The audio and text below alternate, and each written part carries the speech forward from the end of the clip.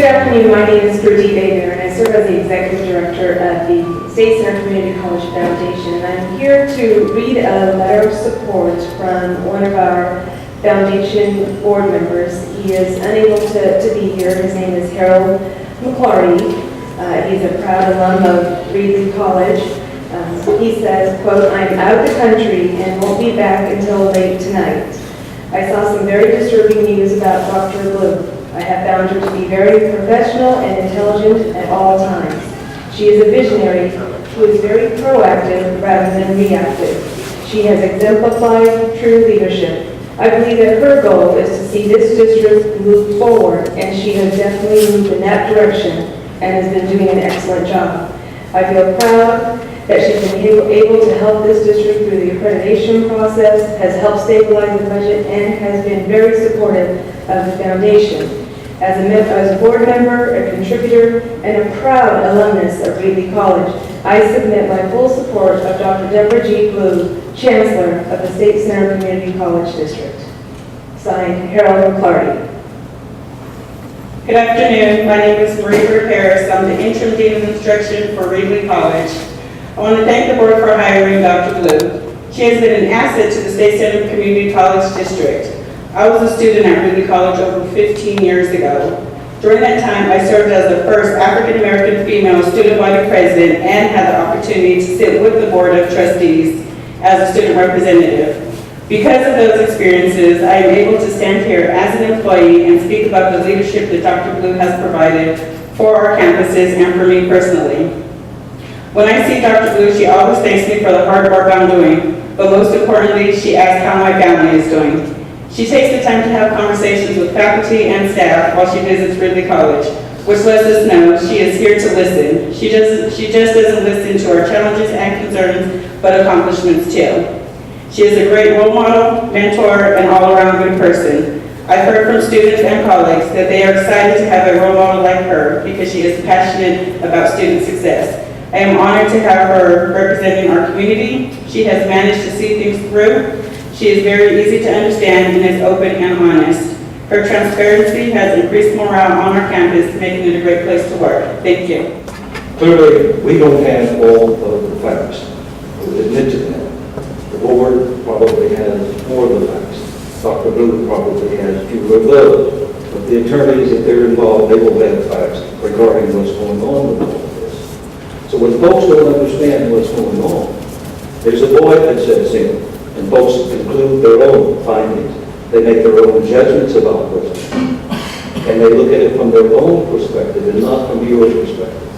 And in that regard, I would say that from my perspective, as a past president of Fresno Compact, as a present member here, and I'm not speaking on that behalf, but we've observed the whole State Center in that whole moment in terms of that venue and how they engage.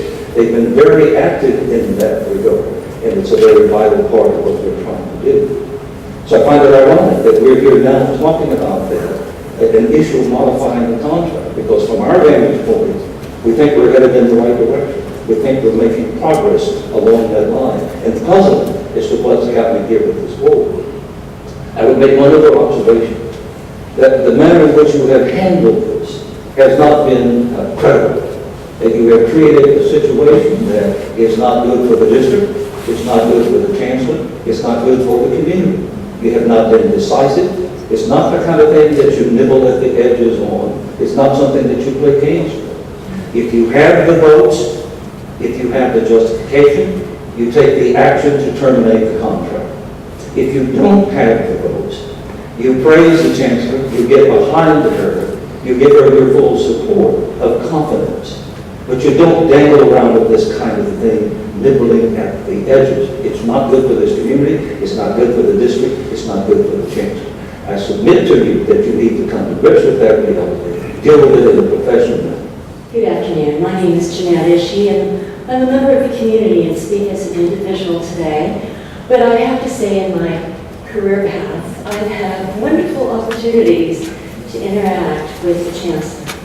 Chancellor Blue has been a wonderful partner in the business community. I continue to stay active in community activities and circulate in the business community, and I have to say, I always see her there. I think you have a great leader. I think you have someone that is very professional, a person of integrity that we in the business community can speak to and build future projects with. I can recall sitting across the table from her where she was exploring with us the opportunity to create new curriculum for students, for jobs yet to come in the utility industry, in the private sector. I thought that was very, very positive. Certainly with our headlines of unemployment in this region, it's that kind of thinking that we need to continue to support, and that kind of leadership that's willing to step out and speak to the business community and the community as a whole, to welcome ideas and collaborate and build programs. So that I want to offer a vote of confidence to Dr. Blue. Thank you very much. I'm the president of the Fresno Metro Black Chamber of Commerce. I'm also a former transfer student from Fresno City College to Fresno State.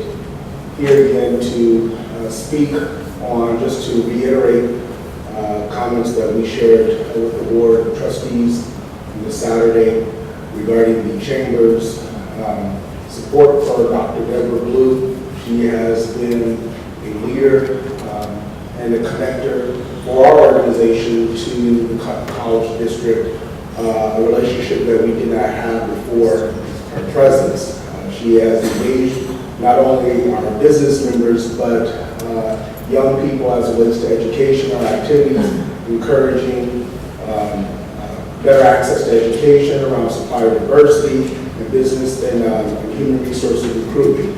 Our organization earlier submitted a letter of support along with the Fresno Area Hispanic Foundation, submitted a similar report.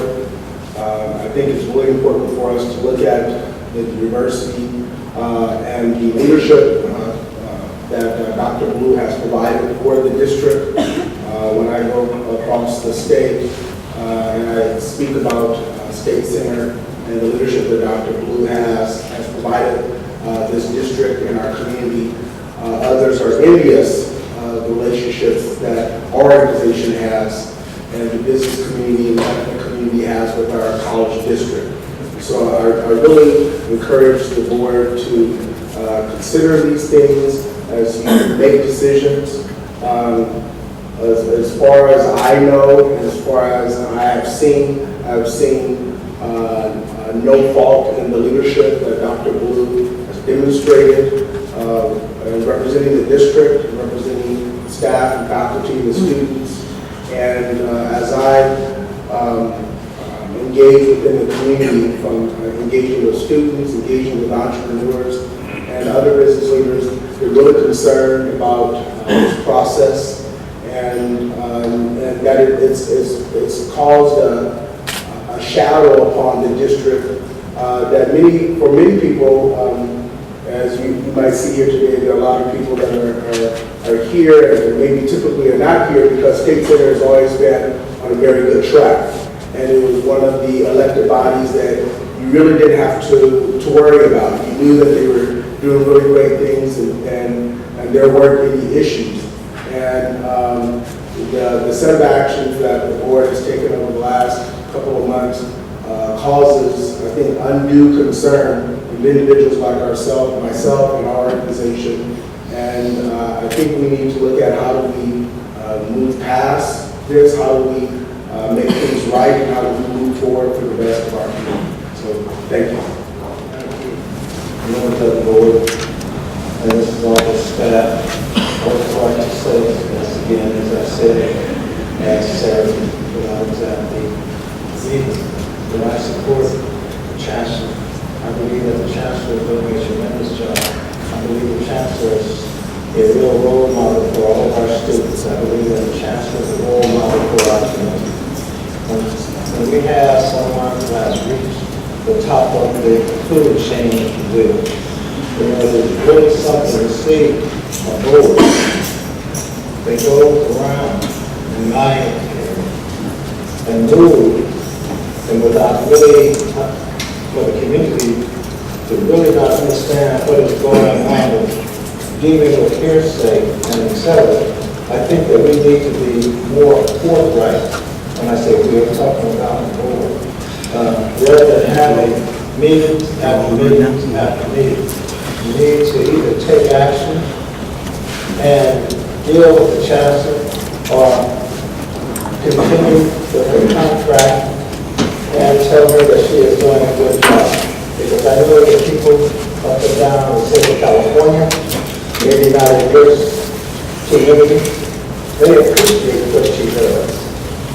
As well as all these people, especially I know the people of color, appreciate what she does. Otherwise, they would not have been there serving.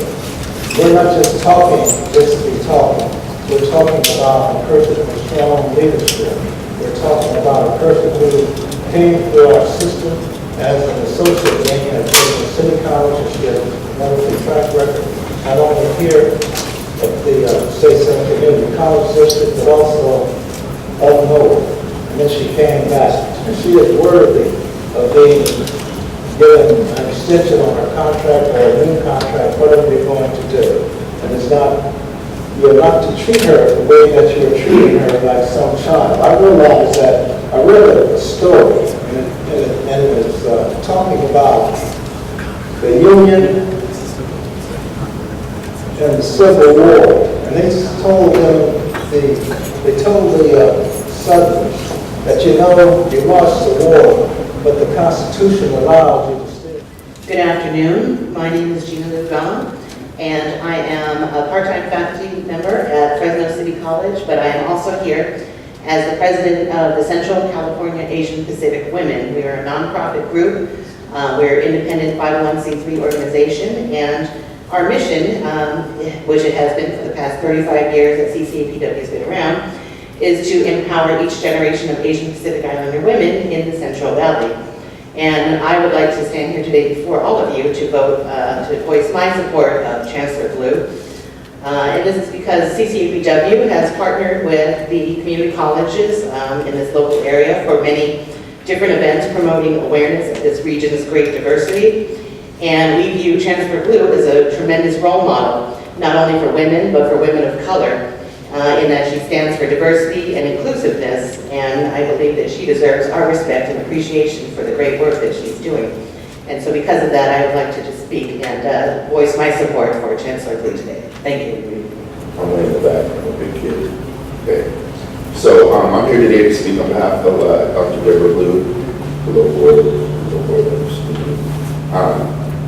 I was once, well, I heard this once in a board meeting, please tell me the story like the version that we're having a drink together. So I'm going to tell that version. As a young professional, I'm Nathan Sorry. I was a student at Reedy College. I'm classified center president currently. I'm adjunct faculty at Fresno City College. I'm resident hall director, and I just live over here in the parking lot. I live here on campus. So I live, breathe, eat, drink, sleep, SCCD. And that's what I do. We were at a manager's meeting on a Friday. It's hard to get up that early. And as a young professional, you're looking for direction sometimes. It's not always there. You have to seek and look for leadership and mentorship. And I sat there in the front, and you can tell when the big guy's grumpy, because I have a sour face. And we went to that meeting for about 2.5, 3 hours. After that meeting's over, we all know we're very busy as professionals, but we are. We have things to get to. But Dr. Blue came and sat next to me in that meeting afterwards and held about a 7-minute conversation with me. Now that 7-minute conversation helped me still be here today and probably not make the curve that I might have should have made. And I appreciate her for her leadership and all that she's done. I don't know the end all be all. I don't know all the information, so I'm not here to really judge or pass judgment. But I know that leadership is not an outfit that you wear. Leadership is not a seat that you sit in. Leadership is who you are when no one's around, and she was the only one with me in that room that day. So I'm here to speak on her behalf, and I hope you take that into consideration. Thank you very much. I am the coordinator of psychological services for the State Center Community College District. And part of my job is to reach out and help our students no matter what campus they're on. And I have been able to say we have served students on each and every one of our campuses. I can only speak to my direct interactions with Dr. Blue. I've always found her to be genuine. I've always found her to be caring. She has taken the time to stop, speak with our department during our opening day. And one of my interns once remarked that they were surprised that she was the chancellor. And at first I was taken back by that. And I said, what do you mean by that? Because, well, usually those kind of folks don't stop and talk to us. And I said, well, we have a different type of chancellor. She wants to know our stories. She wants to hear our ideas. And she wants to know the people that she's leading. And I believe she's done a good job on that. She took the helm of our district. I think we can all agree during the time of financial and structural crisis. I don't believe, and I can only speak from my sideline perspective, that we would have been successful in navigating our accreditations, that we stand to have not only the first community college in our system, but the newest community college in our system. That does not happen by accident, and it does not happen without good leadership. And I believe Dr. Blue has been a good and sterling example of that. I'm here to express my support and ask that for whatever reasons, whatever concerns you have, that you work at reconciliation, that you work through it. As a psychologist, my job is to understand the behavior, and I can say without a doubt, no one is perfect. Not even Dr. Early. No one on that board is perfect, but you can work and strive to be better. And I hope you get a chance to do that. Thank you. As you know, I think I know everybody on the board, everybody here.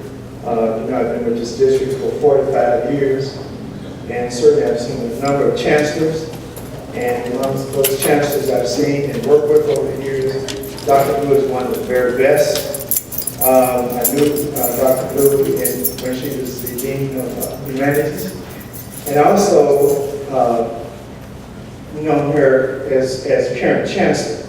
And I want to say that our district needs a lot of help in terms of hiring and supporting African Americans, particularly African American students. And Dr. Blue has been very much a part of us working on our summer program and our Adili program. Those are programs that are specifically able to help our young people to go through and graduate and retain our students, because we don't have the best record in doing that as much as we have tried. And so I'm here to support Dr. Blue. When we got the best, you stay with the best. That's my philosophy. I'm retired and I'm working just as much as I was actually working full time, because the gift is the commitment to my students, to my community, and certainly to this district. And so I want you to give great consideration in how we treat our chancellor and our good sister. And I want to say on behalf of African American students, faculty, community, we fully support Dr. Blue, and we want this board to do what is best and do justice for our community. Thank you very much. Good afternoon, esteemed board member. My name is Dr. Jerry Santos. I'm a counselor and faculty at Fresno City College. And I'd like to address you as I address most of my emails as they go out from my office. My email says, my life begins to end when I take no stance on the issue that matters, Martin Luther King. Injustice anywhere is an assault on justice everywhere, Dr. Martin Luther King. I would rather be hated for whom I am than to be loved for someone I'm not, Kurt Cobain. I will say this to you, esteemed board members. You have a tough job to do, and I don't envy you. But I do have some issues with the process. You need to have a committed dialogue with Dr. Blue. She has a right to respect and dignity, just as you would expect. Don't make a haste decision just because you have the authority to do so. Do not behave like Russia against Crimea. They do this and attack others because they can. You need to look at what Dr. Blue has accomplished.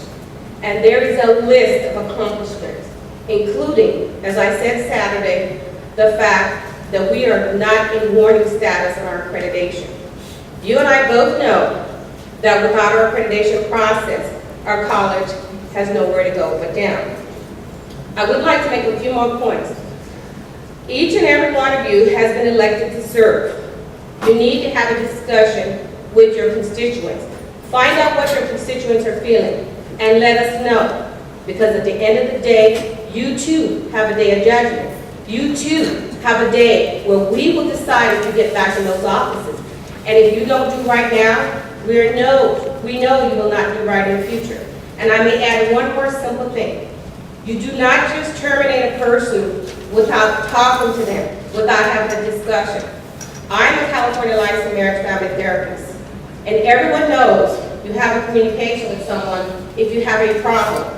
You state the problem, you identify the concern, and you come up with an objective plan to reach and connect those conflicts. And I'm sure as the board you can do that. I urge you to understand that Dr. Blue is not just the chancellor of African American people. Dr. Blue is a chancellor for everyone. There's many faculty who supports Dr. Blue, and I urge you to give her due process. Do not let this turn out like Russia and Crimea. Thank you very much. I was there on Saturday, so you know what I had to say, and I know you took time to think about what I had to say. And one of the things that I wanted you to do before you make your decision, since I am the final person, is to make sure that you make the decision based on what probably everybody else says, and that is based on what's good for SCCCD, what's good for the colleges, what's good for the students, faculty, staff, and the community.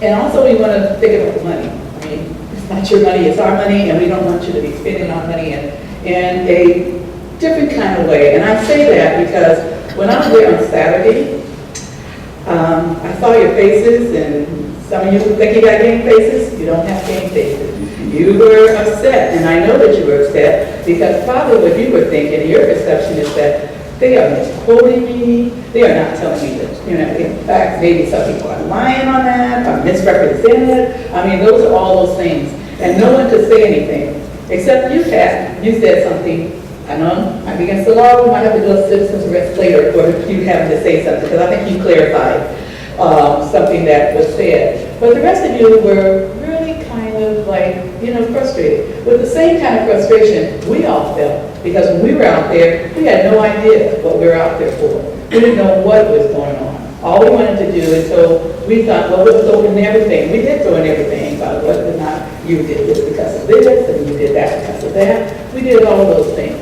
But I think that now that you had a chance, and you speak, and I know you're a board, but you spoke individually, we would just hope that you would just take into account all the things that were said on Saturday, all the things that I'm sure were said today, and take into account what is best for SCCD.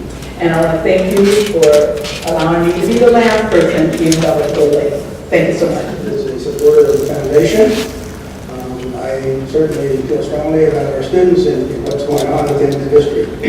I did submit to each of you my personal comments, and I would like to make sure that you understand these are my personal comments. They don't reflect any other foundation board members, which I am, or an executive committee member, which I also had to be on that committee. So these are my personal comments, and I'd like to read them at this time. I ask each trustee today to review the challenges outlined in the recently finished strategic plan for the district, and ask who comes to work every day to meet and resolve those challenges. I would ask each trustee who comes to work every day to meet the real mission of our district, which I feel is to provide every student enrolled in the district a quality education. I hope the answer is very obvious. I certainly, with all due respect, hope this is not about the personal agenda of the board president or any trustee who finds a strong, savvy, intelligent educator who may not always agree with their position as a threat or does not have that opportunity to voice her opinion and her wherewithal or her expertise. I hope your vote is what feels right in your gut. I hope your vote is what feels right in your heart. I hope your vote reflects what is best for our district and is what is fair to Dr. Deborah Blue. Thank you. Oh boy, this just ran down here. Well, first of all, thank you for giving me the opportunity to come up here and speak. I'm actually here in favor of Chancellor Blue. I'm a foundation member. I've been a donor in this program for years. And I'm just saying, me personally, I don't like the way the whole situation been handled. I don't know what everybody else said, but I've been kind of following this whole thing. And being a business owner, 20 years, I know it's very difficult to come into a business and try to turn everything around, especially if things were disarray before someone got there. So to ask someone to turn something around within a 2.5, 3-year period and then start judging them instantly right off of that without giving them the opportunity, especially when there was already problems going on in our system, I think is unfair. Okay? Most businesses take 5 years for an owner or CEO to come in and start making it profitable. Chancellor Blue, since she's been here, she's not only been a mentor to me, but she's always been available to any of the foundation members. I can't say enough, but I appreciate that everything she's done here, and I'm asking whatever decision you guys make, I'm asking you to take your time and make the right one. We saw what happened at Fresno State when they didn't make the right decision. We saw the losses that were filed. When she was here, and it was a year and a half or whatever, remember what you said when you said she was doing a great job. And then from there, I don't know what happened, but I'm saying we got sometimes got to look at ourselves when we make these decisions that we're going to make. And just remember, it's not just about you, but it's about all the people that's out here, the people that's supporting her. So just make sure you make the right decision. That's about it. Thank you. Thank you. Second. Motion by Richard, second by Isabel. Any questions? Call for the vote. We can't hear you, Mr. Chairman. Sure, we can do a roll call. Mike isn't on the chairman. Roll call. We can't hear you. We can't hear you. Your mic's on. Thank you. Either we call a roll call.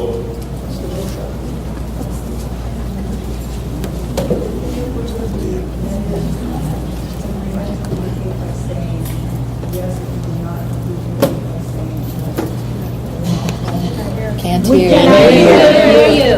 Speak in the mic. It's easy.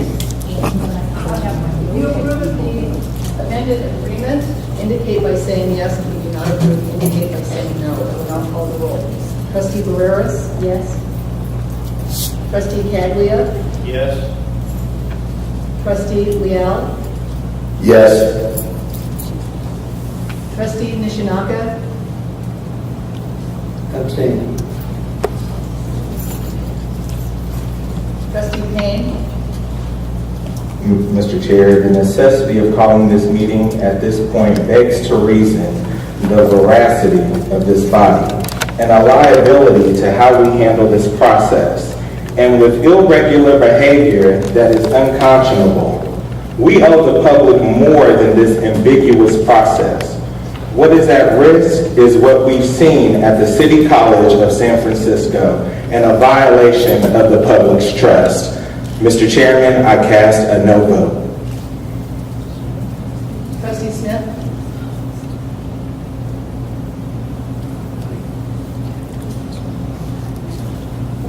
No.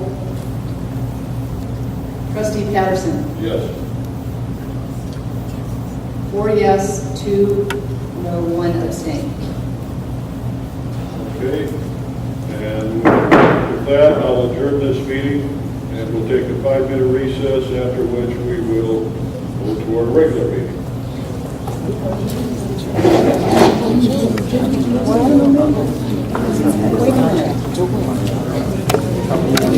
I respectfully request that the board notify us as to the status of the chancellorship of State Center Community College District. If you want to get a copy of the new revised agreement, it'll be available at Edding's office as would normally be. And is that not information that you can release at this time? We don't have the detailed contract available here. Can you tell us whether we have a chancellor? There was a press release, a joint press release issued that the media has. Is it possible to have that press release released to us since we're here now? We don't have it available for release now. Like I said, if you go, maybe, I don't know if it'll be available tomorrow at Edding's office. Okay, so just for clarification, It was released to the press, but you're not able to read it now. I just want to clarify the record. Well, just for clarification, I said there was a press release, a joint press release issued that was given to the press.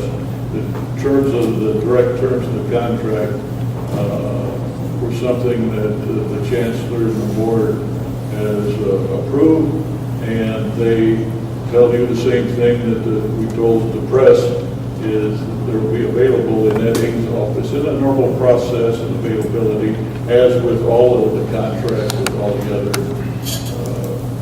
cabinet members. I just wanted to get clarity on what the conclusion of that actual vote was. I don't think anyone here in the audience understood what the results were. You understood the yes, no abstention. I don't think we understood what the results were. 4-2-1. Yes, we understood that, of course, but we don't understand what that means, the results of that actual vote. What that means is we did approve the amended contract. That's what happened. Okay. Thank you. All right, thank you. Moving on, we're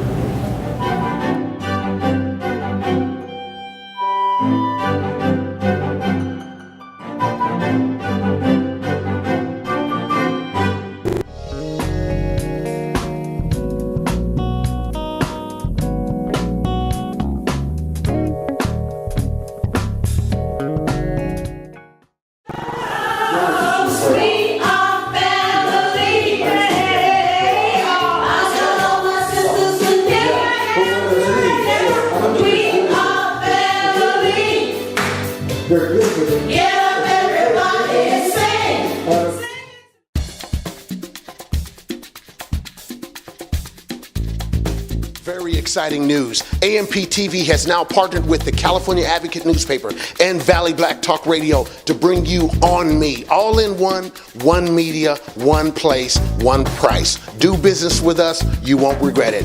Hey, it's on me.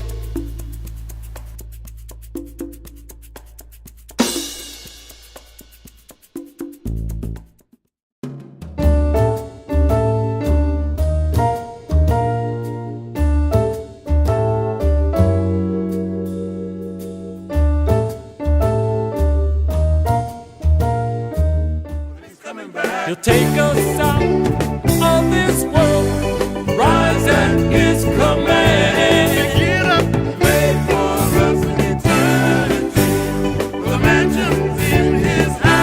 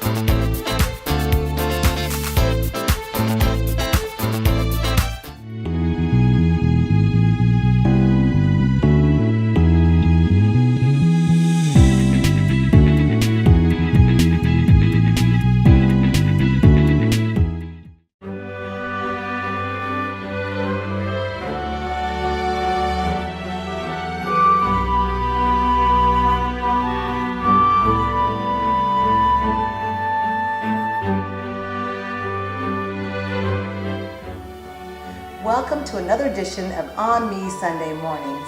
My name is Julia Dudley Najib. I am your host, and I'm also joined with co-host Linus Najib and our guest, President of the Fresno Metro Black Chamber of Commerce, Tate Hill. Welcome. Thank you for having me. Yes, indeed, because we want to get right to the business. There's a lot of things that have been happening in Fresno, and you definitely have some insights. I guess we want to give people an overview of what's taken place. We know that our chancellor, we're talking about the State Center Community College District Chancellor, Dr. Deborah Blue, they're calling it a retirement where she'd be emeritus. Is that what we call it? I don't know, but that's what they're calling that. This is a serious issue because this has been going on at least for the past few weeks as far as knowing the information. The succession, and we're going to be talking about that during our program, of African Americans being let go or at will has been a pattern. And she's becoming a part of that pattern. What would you say has happened in your eyes in just the last 2 to 3 weeks, even in the last 48 hours even? Yeah, I was just really surprised to see the district's set of actions as it relates to their top executive. This is not, a program manager or, even, a faculty or someone. This is their top executive, not even of one of their colleges, over the entire district. Right. And so the gravity of such decisions, I think, really were important. And, when I learned details about it was just really in the last maybe 7 to 8 days that there were Less some, than 3 weeks. yeah, right. And while I had kind of heard some rumors of there were some concerns and challenges, I didn't think they were going to elevate to this particular level. Right? I don't think anyone did. Yeah, I don't think anyone did. I had some communication with some individuals that were close to the district, and they had shared that there had been some long-term issues that had been kind of progressing over time, but again, never really thought that it was going to come to this head of, deciding not to renew the contract. Yes. That's the terminology Kind of that like they letting utilize. go. Yes. We can talk about that terminology. A lot of people get confused. They think it means, oh, that's good. They're giving her a great retirement package and she gets to go about her way and be emeritus. What does that really mean, though, in layman's terms, so that our audience understands that it's a deeper issue? Yeah. Someone was sharing with me earlier today, it's like sometimes what happens on sports teams where someone is not really going to play anymore, but before legal reasons, they don't terminate the contract because that creates a whole set of legal issues and litigation that the team doesn't want to do. So they allow them, they're still on the team, but they're not playing. And so also the other challenge that creates is potentially is, at least on the sports side, is that person can't go play for someone else, right? And so I don't know what that's key. I don't know what what that would mean for this chancellor emeritus, which I've never heard of. But usually when you're emeritus, you're not going back, and that's what I took reference to that meaning to Definitely. me. I know that the audience, though, probably said, oh, okay, well, she's just retiring, and that's not what happened. All the events that happened before that, that's not the direction she was going. Definitely. I don't think, Dr. Blue, I don't think is really at a retirement age. I really don't. Right. And, given the direction of her career, I think she still has a lot of upward mobility, even within the community college district industry or world. And so, maybe it might be a retirement from State Center, but I doubt it's a retirement from the profession. And I think that's still a little bit dangerous for them to even say Chancellor Emeritus. When I read the press release that they so-called gave to all the media, which we found out later, they did not give to all the media ahead of time, as was stated. Now, I know that we got to roll some clips ahead of time so that the viewing audience got a chance to see a collage of clips of what's been happening over the last, I want to say 3 or 4 days. From Saturday, the 1st, and also this past week, there was a meeting on that Tuesday. Now, that was strange because it was supposed to be a regular board meeting at 4:30. Then all of a sudden they called a special meeting at 3:30. People always ask the question, is that normal? Well, probably not right before a 4:30 regular meeting that you're calling a special meeting. How does that look to the community? What do you think the purpose of that, their strategy? Yeah, I think, there's a lot of concerns about the board's intentions. Here we go. Yeah. And this was stated very frankly at the special meeting on Saturday at the Clovis Center, that there were a lot of concerns about the intentions and the perception that the board was portraying, whether it was the case or not, but the perception. And I have to believe that the intelligence and caliber of the board, they would understand that it creates a certain perception. These are not rookies. Right. They didn't just get on the board yesterday, and so they know they're used to being in public office, so they know how certain things are supposed to go and how the community might have a perception. Now, I think what might have happened is that they believed that they weren't going to get the response that they had. That typically State Center Community College District Board meetings are not well attended, especially from outside of the core staff. Do you think people really were expecting to be there at the 8 a.m. meeting, or do you think they expected people? No, I don't think. Saturday 8 a.m. meeting in Clovis is completely out of the norm for when they have their meetings. Yeah. And so I think that was done intentionally to probably deter a larger audience from participating. And had that meeting been at Fresno City College, even the same day, same time, I think there would have been an even greater response, from students and others that support Dr. Blue. But it seemed very odd and unorthodox for them to have a special meeting, in essence, 2 days before their regular meeting that they're going to have. Hoping people wouldn't get that. And I know I was told that there is a protocol that they have in their policy where they can call a meeting 24 hours in advance, but I was told, according to the Brown Act, that's supposed to be based on absolute emergencies, not necessarily a special meeting in regards to hiring, firing, or any type of employment opportunities. So that's interesting to explore. I think those kinds of special meetings should be like towards budgetary things, or if there's some tragedy that happened or something that the board needed to make decisions that the executive staff could not make, right? Because this is an organization with executive staff, so it's not like it's just the board. Right. And so the need to have a special meeting, or if there was, I think maybe if there was a severe case on something in employment, like someone's been abused or something really tragic and obvious, I think that would merit that. But and given that they had been having a series of meetings leading up to this one, if I'm understanding this was the third or fourth, that the board already had a series of discussions, and I believe that Tuesday's meeting was ceremonial. If we look at the preparedness of the press release, all those things, the details in which the press release went into, those are things that you review with legal counsel, and their attorney had to look at that. So I believe really Tuesday was a ceremonial process, and that those decisions at minimum were made on Saturday, when they went into that previous closed session. And so, just still I think there's concerns about transparency within the organization and how they operate.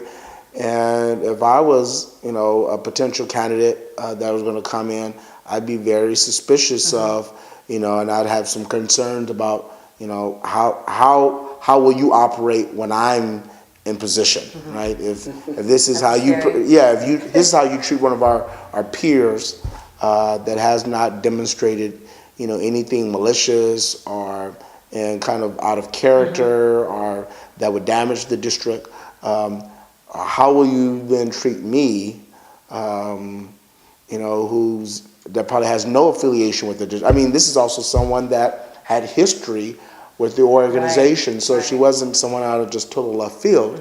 And so if this would happen to someone like her that had great community support, others I think are going to maybe not take a second look at the district when that job announcement comes out. After the break, we're going to talk more about who is Dr. Deborah Blue. I think there's a lot of viewing audience that are still questioning who this wonderful woman is, and a lot of them are angry. We had calls and we had Facebook messages, text messages. So we understand that, and we want to make sure we get to the bottom of it. That's why we're having this special edition, elongated, here on AMP TV, Bounce TV. You are watching ONME Sunday mornings. We'll be right back.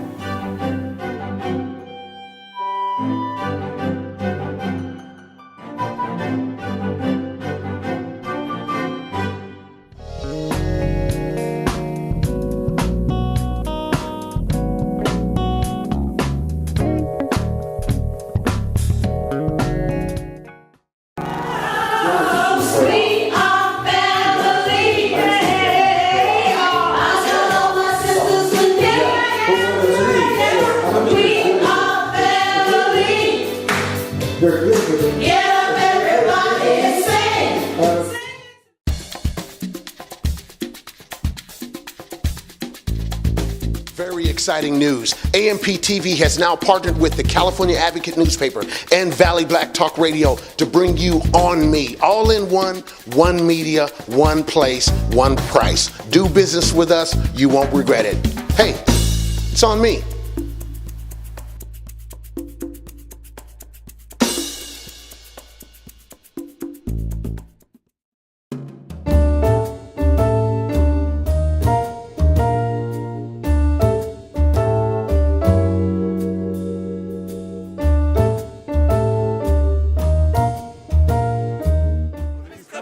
He'll take us out of this world, rise at his command. Get up, made for us in eternity, with the mansions in his house.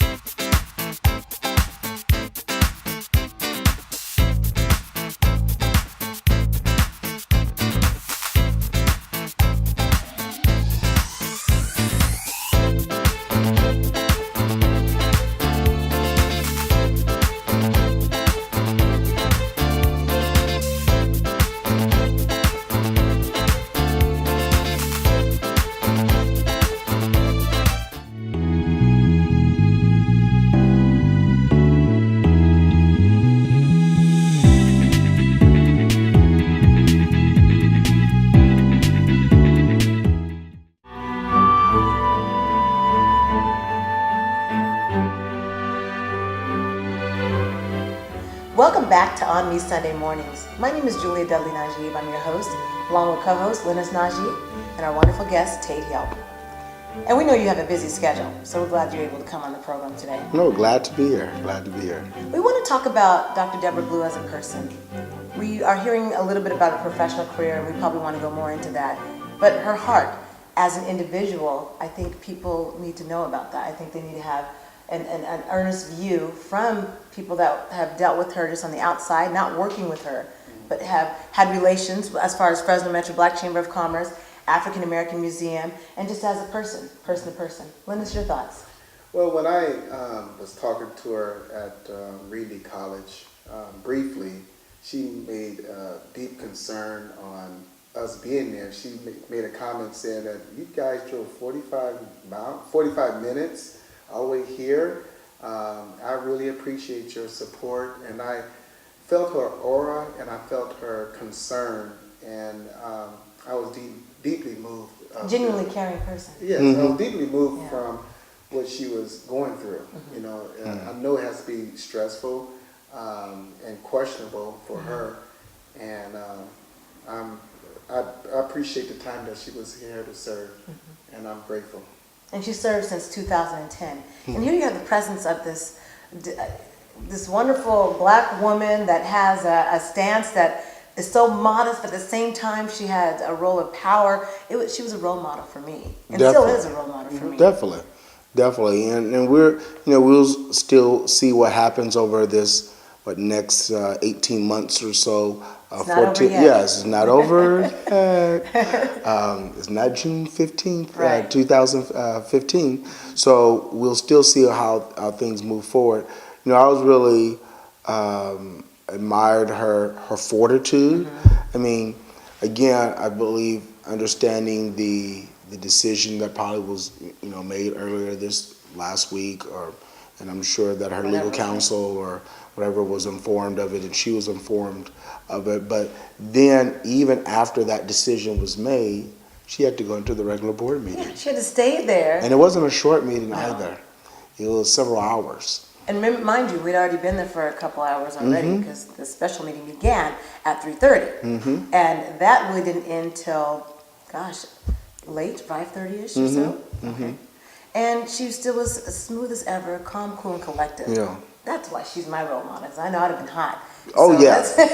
I'd be like, no, I'm count me now. out. I'm out.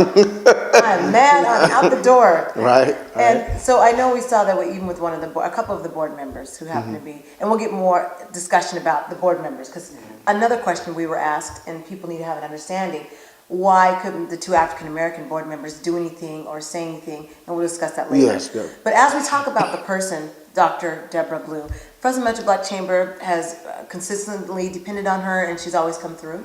Definitely. She's always made herself available from her inception being a chancellor. We had a reception for her, and we were just really excited. Yes. And she was surprised that we would even do something like that. I remember that. And we were surprised. She was surprised. But she's always made herself available.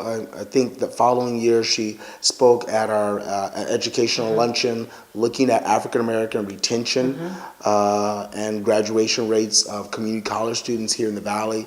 And she gave some really great insights.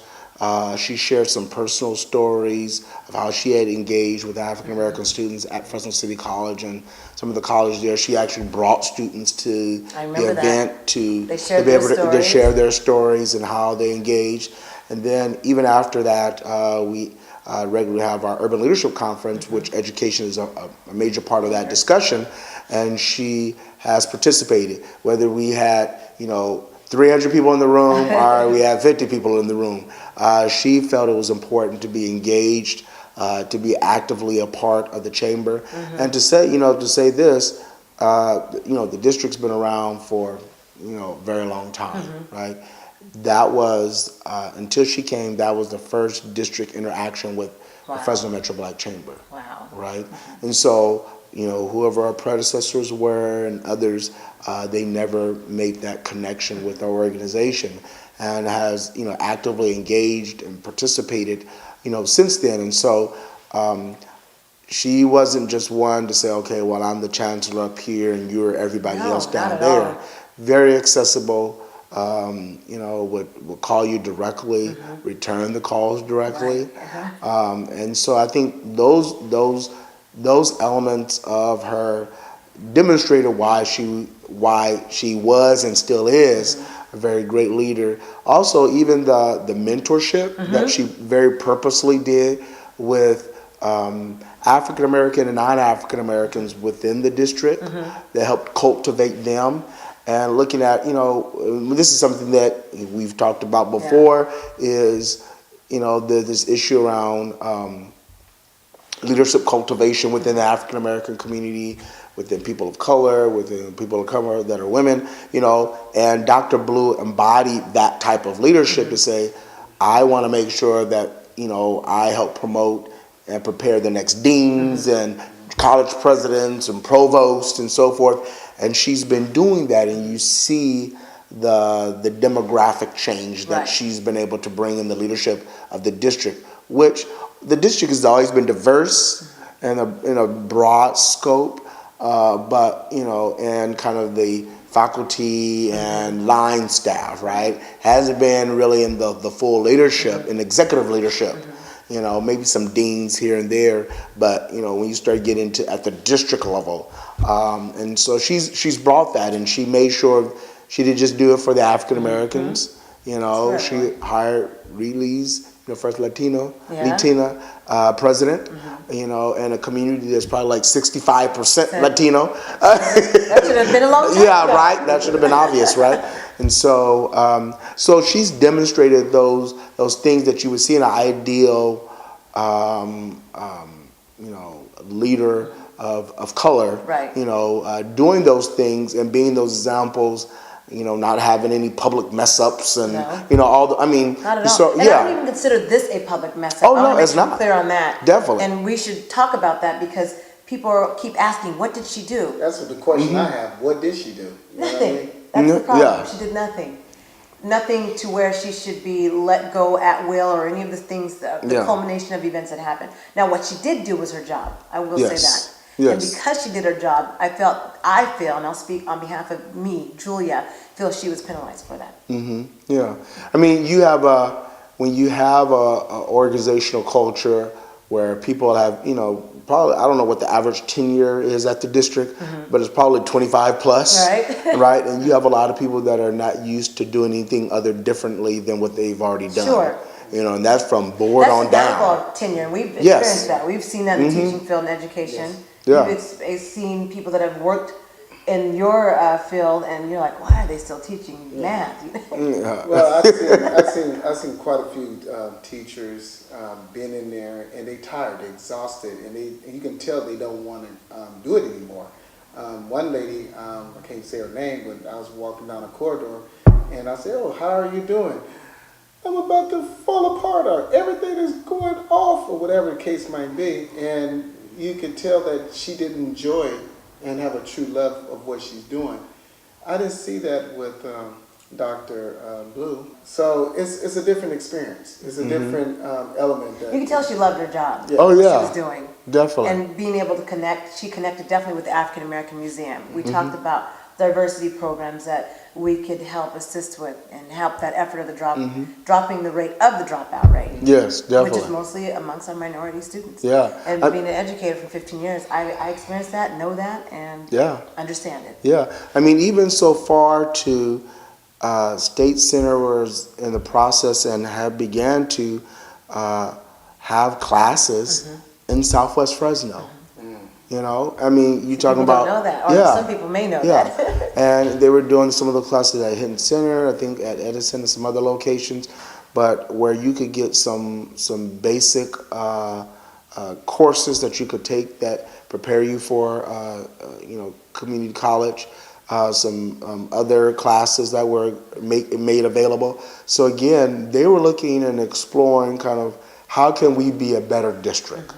And she was always looking at those things, you know, how can the district be a better partner within the community? So it's not just about what happens. Yeah, it's not just about what happens in the classroom, Right. even though of course that's number one. But you know, to be an anchor institution, there's so many other things that you can do and impacts that you can have. And she was always looking at those things. I mean, they had just been the process. They were doing some It's stuff that around. global perspective. Yeah, yeah. That's what I liked Definitely. about the way she led. It was always, okay, how can I connect with this organization so that students can benefit, and it's a win-win partnership, relationship for everyone. Definitely. After the break, I'm sorry, I didn't cut you off, but after the break, we want to talk about the functions of the board and the makeup of the board. We really need to help the viewing audience understand how that works and what the next step is. You are watching ONME Sunday Mornings. We will be right back.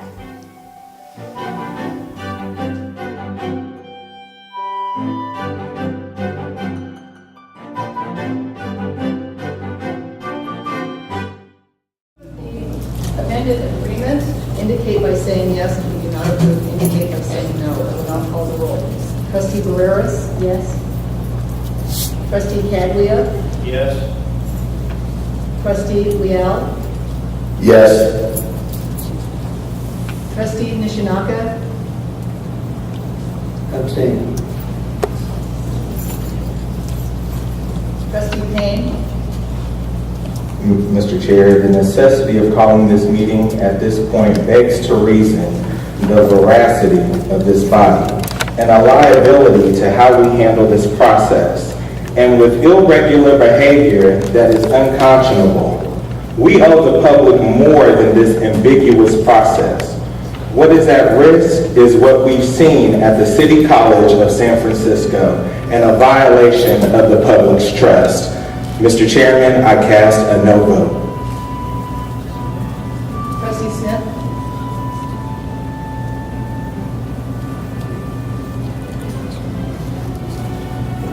No. Welcome back to ONME Sunday Mornings. My name is Julia W. Najib. I'm here with co-host Lennis Najib and our guest, Tate Hill from the Fresno Metro Black Chamber of Commerce. And again, we'd like to say thank you for coming on the program. Thanks for being here.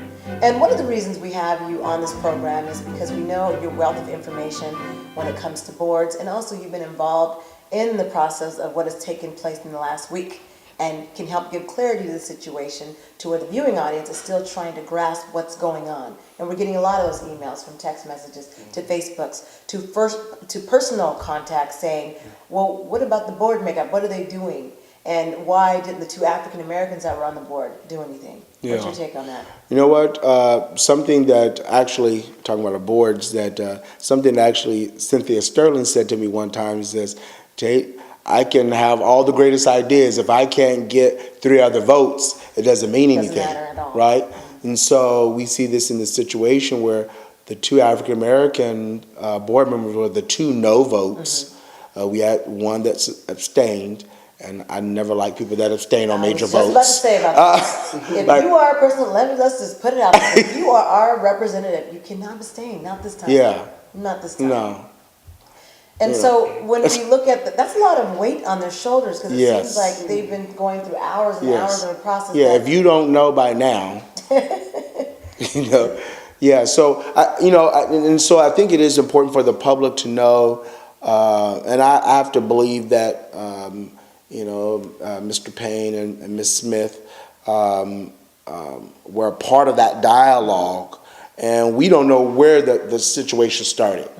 You know, they could have been saying, okay, you're going to go to tonight, right. And just that's the end of it.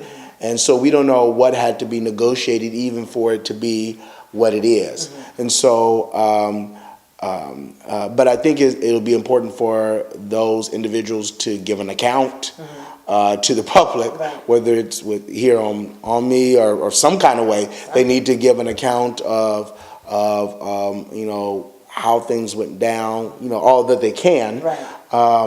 But I think it's important for the public to know that, 1 or 2 or even 3 of them could not just by themselves make something happen. And so I think at the same time, while we look to those African Americans, at the same time, we need to make sure that we're also putting the same pressure on the other ones, because, and that's on anybody, whether that's Oliver Baines, whether that's someone else, Cal Johnson, we need to not just talk to them who might already be in our corner. Right. We need to talk to the other people so that they understand that we have that same expectation. Right. And we can't just put all the pressure on our folks of the same color and say, okay, you need to do everything. And we let the other 6 go, and I think that's really important for us to really think about. And, as one of the speakers said very effectively, is that you too will have a day of judgment. Yes. And that will, from some of them was going to be the second Tuesday of November. Right. And November. I know we went over that in Valley Black Talk Radio, so you can go back and listen to that clip. But that's where we make the change with the vote. Definitely. That at the end of the day, that's how we best voice our concerns, is with at the ballot box. Yeah. And what was your assessment? You were there at both times on that Saturday and Tuesday, and from an outside bystander, what was your take? Well, I was hearing some comments. One kind of disturbed me. One of the employees that was there was saying, I think Amelia was there, wanted to take an interview, and she was afraid of her job. She didn't want to speak for Dr. Blue out of fear of the repercussions that would come from her job situation, her safety in her job. And I thought that was shocking for me to hear that. And when I went to the one in Reedley, I was very proud. It was just a few moments of Eric Payne, the statement that he made when he cast his no vote. Which we played at the beginning of this program. You know, so I was very proud of him standing up for Dr. Blue in a fashion, in a manner that he did. I don't think people realize the organizational chart of how it goes. It goes citizens, and then it goes to Board of Trustees, and then you have the chancellor and the chancellor's cabinet and so forth. They don't realize that we're the ones that have the power. We as citizens have more power than the Board of Trustees themselves. And I almost feel that maybe some of those, not everyone, some of those Board of Trustees do not realize they don't have the power. They are representing other bodies like us, their constituents. Yes, one other question that I had was, if she's the first African-American female to hold this post in this position, what possibly could she have done in her mannerism and the community front that she had and support that she had? What possibly could she have done to have this massive, quick release? So eventually that would be known, I'm sure, and the truth will come to light. Dr. Blue herself was surprised, though. Just so that the audience knows, she couldn't find a reason, a rhyme or reason. Now, I did do our journalist in-depth researching to find out what people were saying as far as the staffing, as to what they thought the issues were. And I was concerned once I found out what those issues were. And I know we've talked about it extensively, such as a football coach that wanted a position that was administration position where you would probably need a particular type of degree or some type of a specific background. Well, as we know, Dr. Blue is trying to make sure the right people fill those positions. That is key. That's imperative. That's with any administrative or any chief executive in that position. They want to make sure they're running their company solvent and that everyone is in the place that they're supposed to be. Definitely. But what do we know about Fresno? I will say this. There's still a good old boy network. Oh, yeah. And it's in effect, right? Yeah, definitely. That's the reality of that. No, we know there's, again, with so many folks that have been in the district a very long time, and they've kind of done things the way that they wanted to do them. Used to doing it this way. They're doing it a certain way, and that's, part of, unfortunately, Fresno culture. It's about, relationships, not necessarily about the best person qualified. And, I know there was some situations where and these were, public things at board meetings, so I'm not sharing anything that, wasn't at board meetings, but there was a candidate for a Reedley College position, college president position, and the panel didn't recommend him. And so Dr. Blue didn't hire him, they hired someone else. Right. And he thought it was reverse discrimination. And so, but when she followed the process, the administrative process, the human resources process that the district has. And it would be not in her best judgment if her panel that she selected that does human resources reviews made a strong suggestion, and she looks at their process and she had no reason to doubt their process. Why would she select someone else? That would cause issues within her own staff and these are leaders that she's utilizing to do that. And so, Dr. Blue has had that shared leadership model that many of the people spoke about, where she gave people opportunities to demonstrate themselves. And so if someone didn't get a position there, then it probably means you weren't prepared for it at that particular time or not qualified. And so, I think it's just really interesting, some of the things that were brought out were more, or not technically brought out, but that were part of that whispering campaign. That Councilor Johnson, right? Yeah, a lot of it was a lot of just personal issues, and you don't, as a body, as an organization, base your judgment on personal. People are going to have those, but then as an organization, you have to, as a board, you have to look at that and say, okay, How do we move forward? And so I was really concerned about the board's process. And, All of us said that over and over again, Albert Baines, District 3 representative. Definitely. When you're talking to them. And so let's talk about the functionality of the board, what they're supposed to be doing, because I don't think people have clarity on that. They're spending so much time in these random special meetings and problems that are personality conflicts, which seems more to be the case, rather than making sure campuses are run correctly or funding and those types of things. I know there was someone on that Saturday that spoke and these are things that, at the end of the day, it's the board that ultimately hires certain types of positions. And they spoke about how they've had so many interim type positions at Ridley College, and so that creates instability, that creates kind of chaos amongst staff and mid-level management. They don't know, if they don't know what's going to happen in 6 months, how do you plan, how do you do grant development, budget development, when those things, you have a lot of uncertainty. And so then all those things have impacts on students and their learning, right? And we think that it doesn't, and I think that's what I spoke to, how it always affects the students. They're the ones that lose in the end.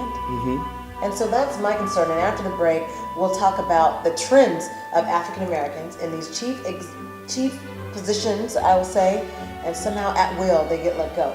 It's becoming a trend. It used to be with African American males, and now we're seeing more of it being with African American women. We'll be right back. You are watching ONME Sunday Mornings.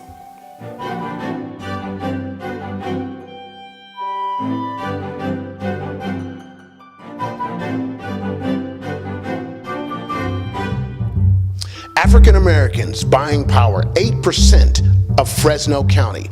ONME is the one agency where you can find out what people watch, what they read, and what they listen to. Check out ONME.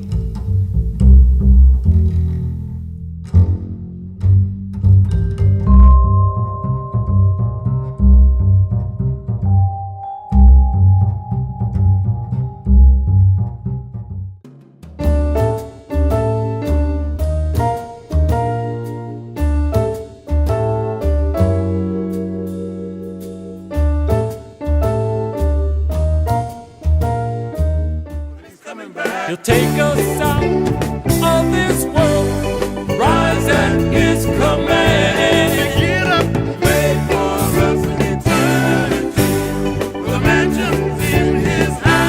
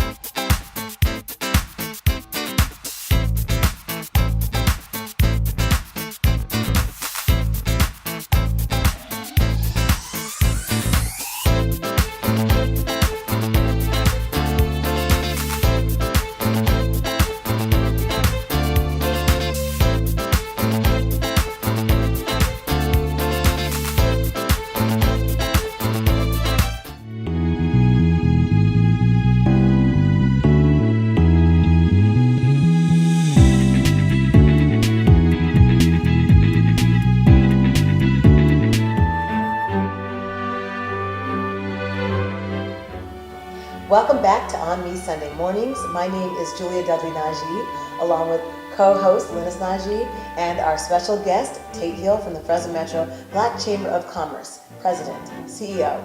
And you have been giving us, or totally enlightening us on the process, Dr. Blue and the board and functionality.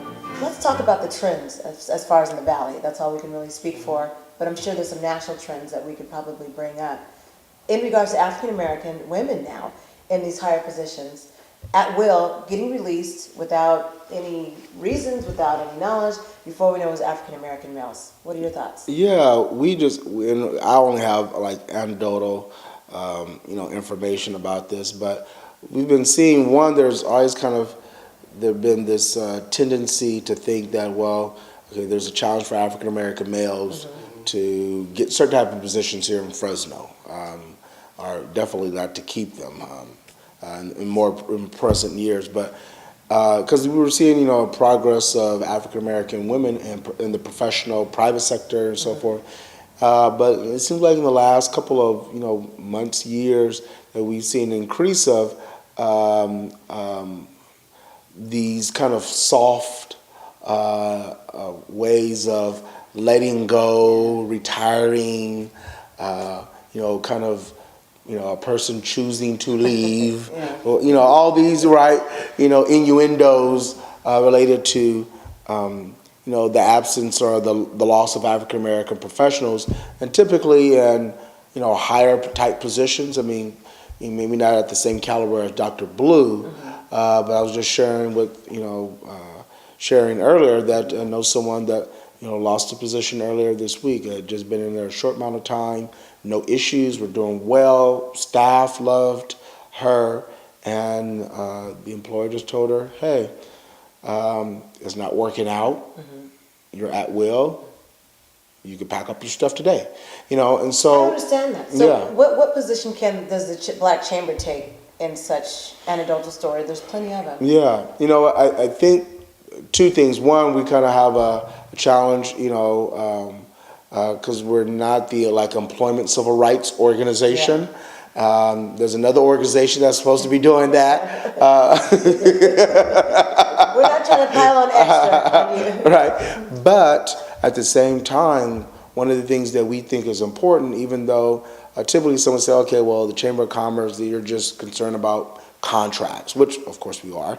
But we think there's a direct tie between the management of companies and who gets selected as the vendors and suppliers and those positions. There's a direct tie. If you're not working, for example, if you have no African American women that work at your company, right, especially in the management level, any place that engage in leadership and decision making, the likelihood then that you're going to now contract with an African American woman owned business or another person of color is less likely, because that's outside of your culture. You have no connectivity. So now you're there. Talking about diversity training.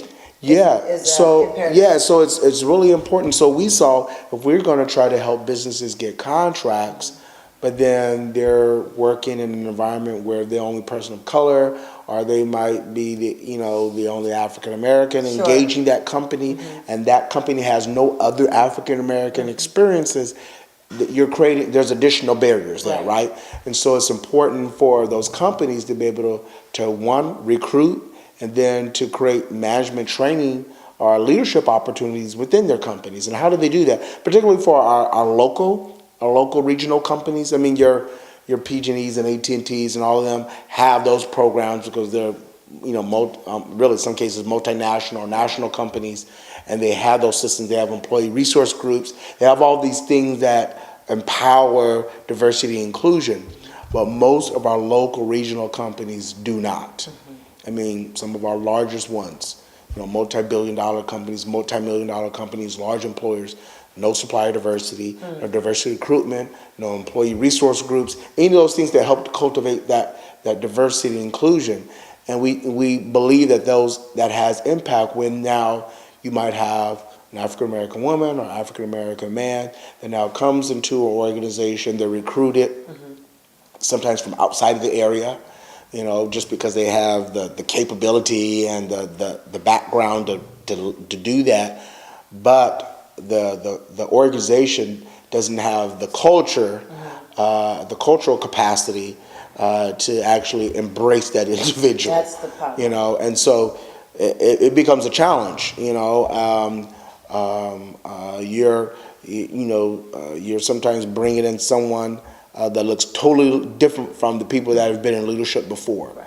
And sometimes the staff, there's some resentment between staff, those that might be their peer or, right under them, because maybe they wanted the position. You know, that many cases, situation. So, And that's why they usually bring someone from the outside? yeah, you know, or that, you know, they need additional or different set of skill sets than what that local company or this region has. I mean, we already know that we're skill deprived. And this brain drain, as we hear all that, right? And so sometimes companies need different skill sets.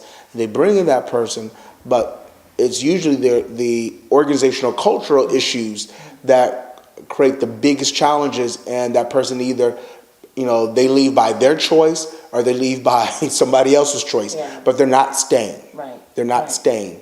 Or they're not staying in those positions, and so it creates almost a atmosphere of hostility, and it in some cases either forces people to leave. They go into entrepreneurship because they say, okay, I have all these skills and abilities. Why should I subject myself to certain atmospheres? And I know you've experienced that, and so have you. And I wanted to bring that out Definitely, because you both are black males that have master's degree, and you have multiple degrees, and I remember the tough challenges you went through, and some of the things that Tate is talking about right now in regards to the stigma of, oh, you think you're better than me, and you might want to share one of those stories.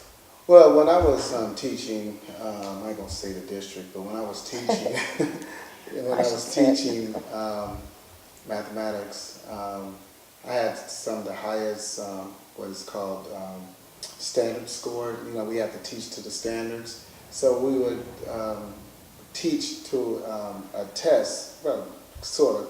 And my scores was high. My evaluations was off the charts. My experience over 10 plus years teaching math, and from the history of that particular district, they have never hired on an African American, or let's say very rarely they hire on an African American male in that subject matter of math and give him tenure. Had the principal been there that I did all my work for, was still there, I probably would have been on tenure, but then they moved administrations and caused me to not being accepted for tenure after 2 years of exceptional work. My record was flawless. So, you know, I found myself getting a little bittered. In fact, I haven't taught math right now it's been about 3 years. About 3 Maybe years. A little longer. Maybe 3 to 4 years. So it made a bit of a bitter taste in my mouth for that educational Well, even then process. when you went to the collegiate level, and once again, you ran to that good old boy network, and you were trying to get hired, I won't say that, well, there's only certain colleges, I guess, but we'll say some of the community colleges, and that was a challenge. It's very difficult assimilating yourself into that environment, because now you're dealing with people the staff members or even administrative don't have a diverse way of looking at the way you teach, how you relate to students, and how you get to the students in order for them to be successful. So I use non-traditional methods to reach the students, especially of my own culture, to help them have a better understanding of the material that we have trained to teach towards the standard of California.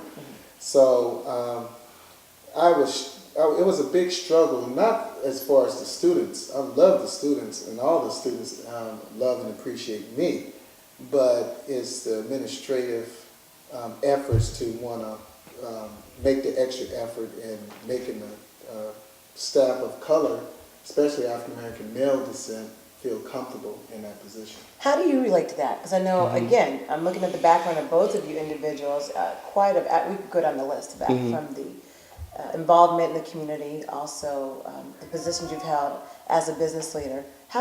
What do you say to a person that's going through those challenges still? I'll say African American males going through those challenges. Yeah, I'd say one, I've been there, done that. Recognizing that's why having a good network is so important. is not going to be the saving grace in all situations. Obviously, Dr. Blue had a great network. And so, I mean, you getting support from the mayor and school superintendent, if that's not good enough, I don't know what is. But having that support system is critical, especially in a community like Fresno, which is very relational. And so being able to have those people that can speak on your behalf and advocate for you is really important. And typically African-American professionals may not have that, especially if it's, you need to have it within the African-American community, you need to have it outside. I mean, certain comedians have always talked about that. You need to have a good, they just say, you need to have a good white friend, right? And so you need to have, but you need to have that network needs to be broad for the direction in which you're going. And so, I say that's really critical for individuals to develop really at the college level and going forward, to have that network that will be able to support them, advise them, warn them, when certain things are happening.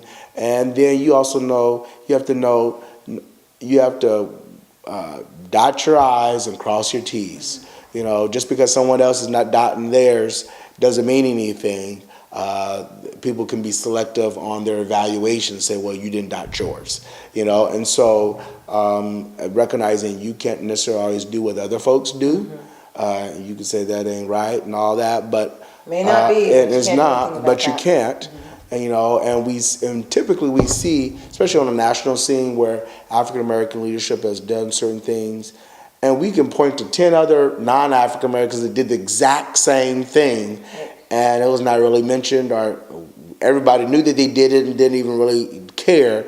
But when someone of color, and particularly African American, does those things, the full gavel comes down on them. And so we have to recognize we have to be straight shooters on a lot of things, because we're just not in that that place still where we have that leeway. Well, that's a realistic view. And after this break, we're going to talk about what is the next step. What should the community do in regards to Dr. Blue, and as taking a proactive direction in making change in our community. Stay tuned. You are watching ONME Sunday Mornings. We will be right back.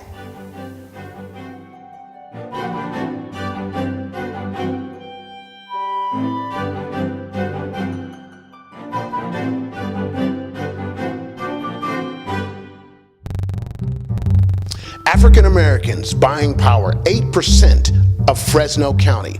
ONME is the one agency where you can find out what people watch, what they read, and what they listen to. Check out ONME.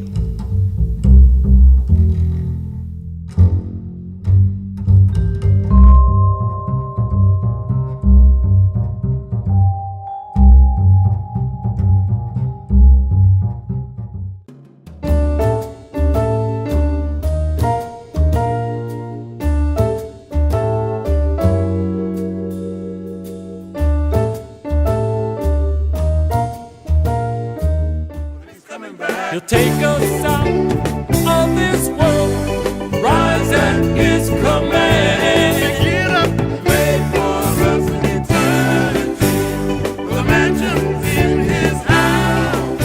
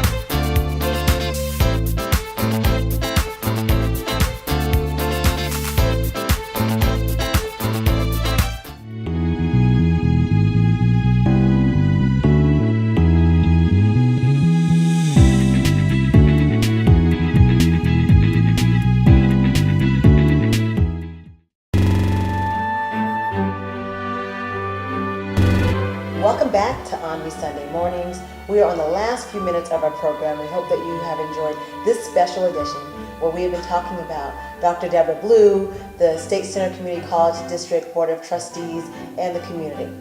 And talking about that, what is the next step? What should community or citizens do to prevent this from happening again? Well, I think there's still a lot of information that we need. Right. It's kind of, some cases it's hard to prevent something if you don't know really what happened. That's right, we're still stuck there. We're still trying to figure out what happened really. Uh-huh. And I think, again, holding all of the trustees accountable and saying, yes, of course, we're going to look at, what Dottie Smith and Eric Payne do, but it's those other 5 trustees that we need to have some sit-down conversations with and say, hey, this is not acceptable. There will be a political move made against you if this kind of action continues. Some cases we need to probably make a political move against certain individuals and make it be known, make it known that we're not in agreement. So. And then don't forget when it comes to time to vote in November, no matter how many black churches they visit and how many events that they come We've to. talked about that many times. Yeah, I with know. elected officials. I know. Yeah. Yeah. We got to keep a tally on that. Any last thoughts? Well, my last thought is I appreciate the community pour out for Dr. Blue. Like I said, I was surprised of so many community members drove all the way from Fresno to Reedley, which is about 45 minutes. Which there were like roadblocks too. Yeah, right. Going up Manning Avenue. So I appreciate the support for that sister and what she's going through, and I can imagine what her and her family going through from all of this. So I like to thank Dr. Blue for being a great role model and being an inspiration to my wife and myself, and I'm sure that God has a place and a direction for her. It's like when one door closes, we know that there's going to be another one that opens.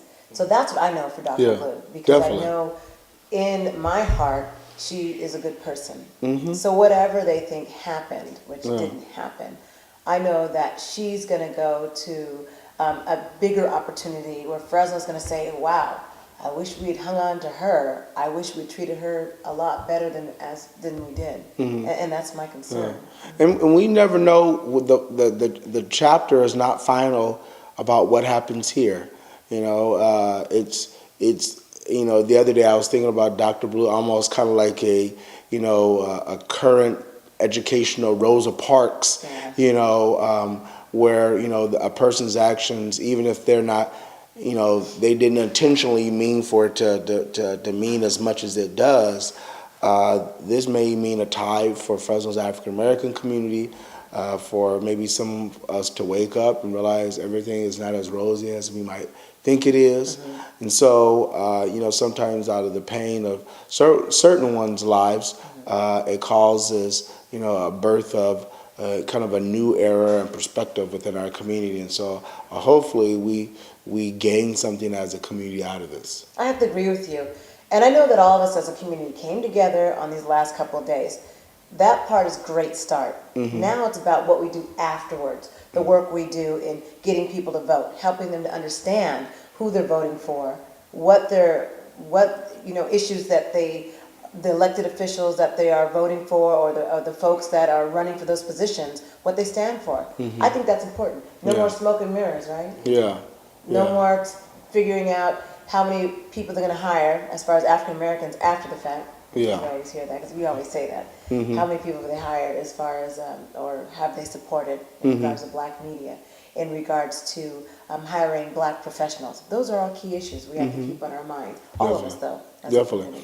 And I think we're going to be going to a whole lot more State Center Community College District meetings. That's a good one. They'll have more seats now. Yes, I've heard hopefully. before they had small rooms. They did. So I think it's really important that we, now the district is on people's radar screen. Right. And they caused that. They caused So that part might be good, because that means we're supposed to be involved. If we're the citizens that are in control, in a sense. If we look at the organizational chart, we're supposed to be knowing what is happening and making sure our representatives represent us. That's how I say it. I enjoyed both of your insights on this program. I wish we had more time, but hey, time runs out. But we got the information to you, the viewer. We hope that you've enjoyed this edition of ONME Sunday Mornings. We'd like to thank Tate Hill from the Fresno Metro Black Chamber of Commerce, President and CEO, for joining us this morning. And of course, co-host Lennis Najib. And we hope you enjoy the rest of your Monday.